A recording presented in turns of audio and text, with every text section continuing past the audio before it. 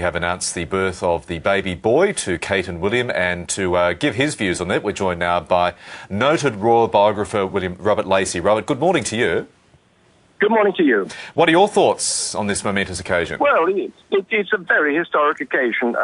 We were expecting it to be doubly historic. We were hoping that it might be a girl because the law has been changed in Britain, as I believe it's being changed in Australia, so that either a boy or a girl could inherit. Well, as it turns out, nature has delivered us a boy, so things go on as usual. But there's something even more important, I think, about this baby, that it is, for the first time since the early Middle Ages, a half commoner baby. There's a lot of talk about, Charles and Diana and that sort of thing. That's on one side of the family, but let's look at the other side of the family.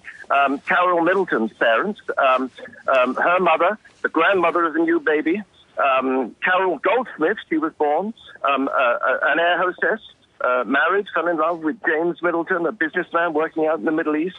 They are now actually quite a wealthy couple because they've succeeded in business, but they are of commoner stock, and Prince William met his wife, the mother of the baby, not through some arranged royal marriage, but at a university like any other student. So the British monarchy, certainly in our view, I don't know how the Australians see it, takes a step closer to reality and the modern world with this new baby. Which, in many people's eyes, would be a very good thing indeed. Now, you've watched many of these royal comings and goings over the years, Robert. When do we expect to have the first glimpse of the royal baby?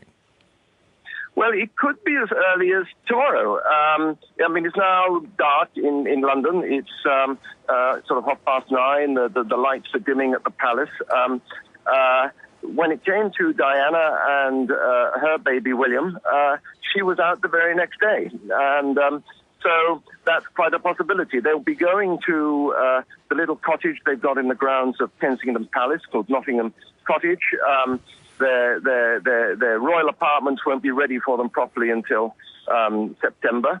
We know that they've got a little nursery ready there for the baby, so I imagine they'll be wanting to pop back there as soon as possible. So far as we know, the birth was perfectly healthy. She came in, it was a natural childbirth that she wanted. That was why it was rather late. She didn't want the baby induced. So we could see, as I say, yes, we could see them tomorrow. Picking up your point that the baby is half commoner, of course, it's been a long time since Diana gave birth to William 31 years ago. We are showing our viewers as we speak, Robert, some scenes of crowds massed outside Buckingham Palace. Very jubilant scenes there.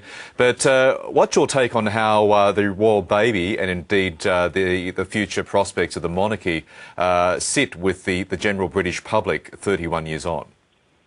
Well, of course, Diana and the years of Diana were years of highs, but also very deep lows.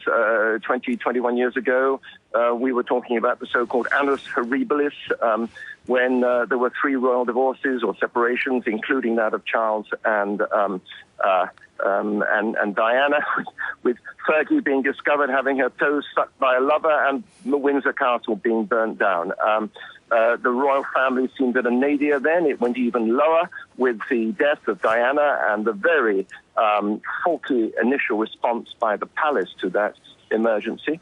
But now, we're seeing a rebirth. We're seeing William, the mixed-up son of that marriage, emerging as a very strong and beloved personality. He's greatly admired, as is Harry, for the way they've done their service and more than their service in the forces. And to be honest, let's face it.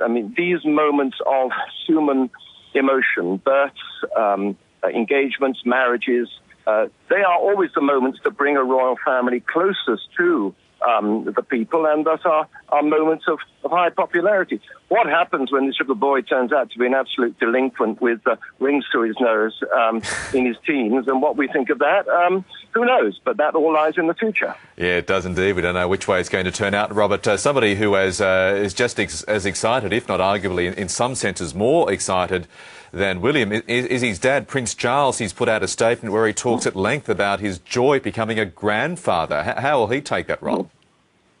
Well, he's actually proved a rather better father than people expected. You know, I talked just now of the death of Diana, and a few people who saw it will forget the speech of her brother, Lord Spencer, denouncing the royal family like some medieval baron and suggesting that he knew how to bring up the boys and Charles didn't. Well, I think most people would feel that actually Charles has done a pretty good job with those boys. So has the Queen, and so, strangely, has the much-hated Camilla.